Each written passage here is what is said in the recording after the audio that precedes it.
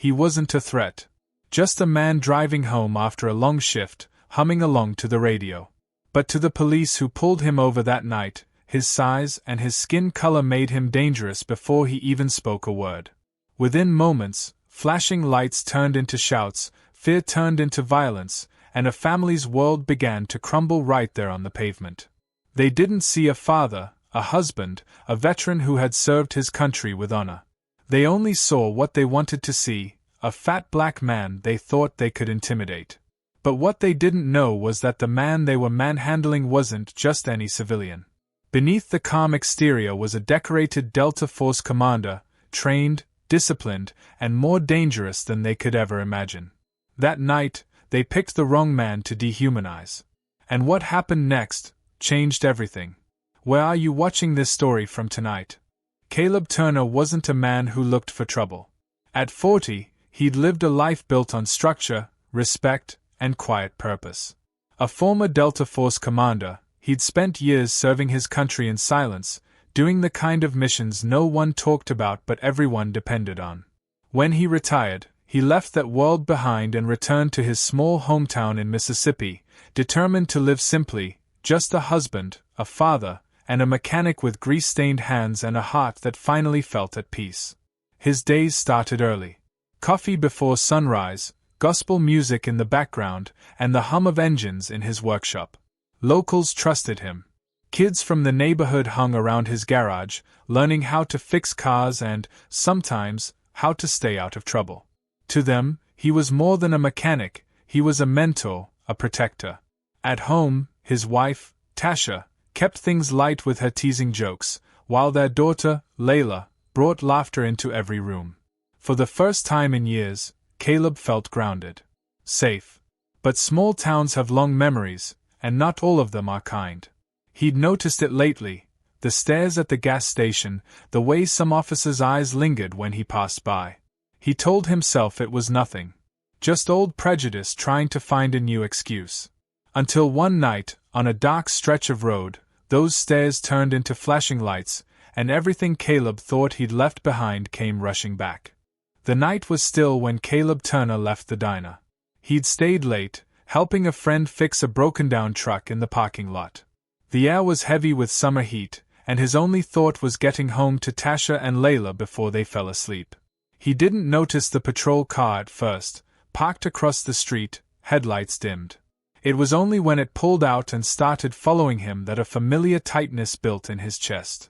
At first, he told himself it was nothing. Routine. Maybe they were heading the same way.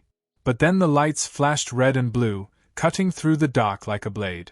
Caleb pulled over immediately, hands steady on the wheel, heart pounding in his ears. He'd done everything right, signal, seatbelt, registration up to date. Still, a voice inside whispered, "This isn't about a traffic stop." Two officers stepped out, flashlights raised. Their tone was sharp from the start, demanding, not asking. "Step out of the vehicle," one barked. No reason. No explanation. Caleb obeyed, moving slowly, announcing every motion the way veterans are taught. Still, the tension thickened. The younger cop's hand hovered near his holster. They circled him like he was prey. One accused him of speeding. Another said the truck matched a suspicious vehicle report. Caleb tried to explain he owned the garage downtown, that everyone in town knew his truck, but his words barely registered. They weren't listening. They saw a large black man and decided what he must be before he even spoke. When they told him to put his hands behind his back, Caleb froze. "For what?" he asked calmly. That was all it took. The younger officer shoved him hard against the hood, metal biting into his skin. The other shouted for backup, the radio crackling with panic that didn't exist. Caleb's instincts, honed from years of combat, screamed at him to react, to defend himself. But he didn't. Not here. Not with his life hanging by a thread and their hands on their guns. By the time the backup arrived, there were 4 cruisers and 6 officers surrounding one unarmed man. His phone lay in the dirt, his daughter's photo cracked on the screen. He tried to tell them who he was, a decorated soldier, a father, a man who'd bled for the same country that now treated him like a criminal. But they laughed, calling him big guy, mocking his calm. Then one officer went too far, pressing his knee into Caleb's back while the others watched. The sound of gravel grinding under his cheek, the sting of humiliation burning deeper than pain. He could hear the neighbors shouting from their porches, phones recording, and voices trembling. Somewhere in the distance, a siren wailed, but not for him. And then, just as quickly as it began, silence. A commanding voice broke through the chaos, a senior officer on the scene, shouting for everyone to stand down. The others hesitated, confused. The senior cop stared at Caleb's ID, reading the name, the military rank, and the commendations stamped in gold. His face drained of color. That was the moment the tide shifted. But not in the way anyone expected. Because what happened after that, when the truth came out, would expose far more than police misconduct. It would reveal a story the entire town had tried to bury. And for Caleb Turner, it was only the beginning of a reckoning that would shake the entire community to its core. The command to stand down came too late.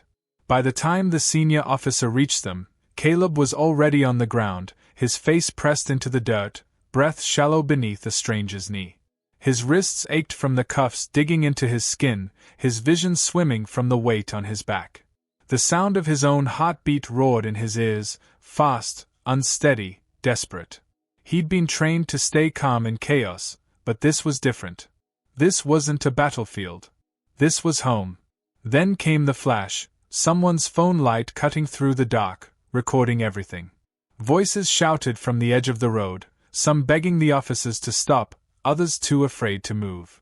The senior officer pushed through, yelling for them to get off him. When the cuffs finally came loose, Caleb's arms fell limp. He rolled onto his side, chest heaving, eyes glazed with disbelief. The senior cop picked up the discarded ID, his voice shaking as he read the name. Sergeant Major Caleb Turner. Delta Force. His tone changed instantly. The others froze. Silence thickened the air. They'd just assaulted a man who'd spent his life protecting the very freedoms they swore to uphold. But Caleb didn't say a word. He stood slowly, blood on his lip, gravel embedded in his palms. The weight of humiliation sat heavier than the bruises. His daughter's photo still lay on the ground, cracked, covered in dust. He picked it up, wiped it clean, and looked each officer in the eye. Not with rage, but with something far more haunting, disappointment. "I fought for you," he said quietly. "All of you." No one replied. Even the night seemed to hold its breath. The senior officer tried to apologize, mumbling about mistaken identity and procedural confusion. But everyone there knew the truth. This wasn't a mistake. It was a reflex. The kind born from years of seeing color before character, of fear disguised as authority. Then, flashing lights appeared again, but not from local police. A convoy of black SUVs pulled up, engines low and synchronized. Men in tactical gear stepped out, their patches unmistakable. Delta Force. Caleb's old unit. One of them, a younger soldier, approached with controlled fury. "We heard what happened, sir." His voice cut through the tension. Cameras were still rolling, and townspeople were whispering as the truth began to spread like wildfire. The officers who once towered over Caleb now looked small, exposed. Every lens was pointed at them. Every second recorded. And for the first time that night, Caleb didn't feel powerless. Not because of the men standing behind him, but because the world was finally watching. That moment, standing under the glare of squad cars and phone cameras, was more than revenge or justice. It was a revelation. The illusion of safety had shattered, and beneath it lay the raw truth of what it meant to be seen as a threat in your own country. He looked up at the blinking lights and said, steady and low, "Now let's see who they protect when the cameras don't turn away." If stories like this hit you hard, take a second to subscribe. More true stories like this one deserve to be heard. The night fell silent again, just before everything changed. When the sun rose the next morning, the road where it all happened looked ordinary again. No flashing lights, no shouting, no chaos. But for Caleb Turner, nothing about that night would ever fade into ordinary. His body ached, but it was his spirit that carried the real bruises. The kind that don't heal with time. News of the incident spread fast. The video, captured by a trembling neighbor, went viral overnight. Millions watched as the man once saluted for bravery was thrown to the ground by the very system he'd defended. Anger rippled through the community. Some marched outside the police department, holding signs with Caleb's name. Others stayed silent, afraid of what speaking out might cost them. The department released a statement calling it a misunderstanding. The officers were placed on leave. But Caleb knew that was just procedure, a pause, not accountability. He didn't want revenge, he wanted truth. He wanted a world where his daughter could drive home at night without fear, where respect wasn't determined by skin color or uniform. Weeks passed. His bruises faded, but the stares didn't. People he'd known for years didn't know what to say. Some avoided him, embarrassed by what their silence had allowed. Yet in the quiet moments, when the cameras were gone, Caleb found strength in something unexpected, his community finally seeing what he'd been forced to live through. He started speaking publicly, not as a victim, but as a man who refused to stay invisible. Schools invited him to talk to students about bias, fear, and courage. Veterans reached out, sharing their own stories of coming home to a country that still didn't see them as equals. And though it was painful, he kept speaking, because silence was what allowed nights like that to happen in the first place. One evening, as he closed his garage, Layla asked, "Daddy, are they ever going to stop treating us like we don't belong?" Caleb knelt beside her, his eyes tired but steady. "Maybe not today," he said. "But every time someone sees what really happened and chooses to care, that's a start." The road to justice is long, uneven, and heavy. But stories like Caleb's are what keep it moving, each one a mirror held up to a truth we can't ignore. He made it home that night, but not unchanged. His scars told a story far bigger than him, a story that keeps repeating in towns and cities across the country. And as long as it does, the question remains. How many more families have to break before the system does? If his story made you stop for even a moment, don't let it end here. Speak. Share. Remember. Because awareness is only the beginning. And silence is how injustice survives.